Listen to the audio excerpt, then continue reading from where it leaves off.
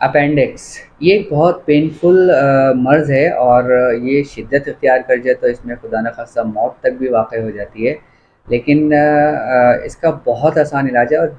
ये सबसे पहले आप समझ लें कि ये मर्ज़ अचानक कभी नहीं आता। ऐसे लोग जिनको ये अपेंडिक्स का दर्द होता है बेसिकली उनके मैदे में, उनके आंतों में गैसेस बहुत ज़्यादा बन रही होती है और ये पहले से ये इवन ऐसे लोग जिनके मैदे में गैसेस बहुत ज़्यादा बनती हैं उनको इस बात से बहुत ज़्यादा बचने की ज़रूरत है क्योंकि यही चीज़ जो होती है ये अपेंडिक्स की शक्ल भी इख्तियार कर लेती है और मेडिकल साइंस के अंदर होता ही है कि अपेंडिक्स को निकाल दिया जाता है जबकि वो अल्लाह ताला ने जिस्म का कोई पार्ट ऐसा नहीं बनाया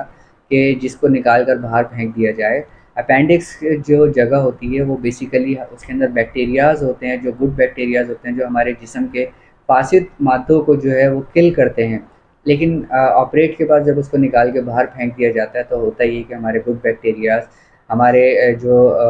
जिस्म में हमारी हेल्प कर रहे होते हैं वो उनका किरदार कम होता है तो सेहत ख़राब होना शुरू हो जाती है, आपका डाइजेस्टिव सिस्टम बिगड़ना शुरू हो जाता है।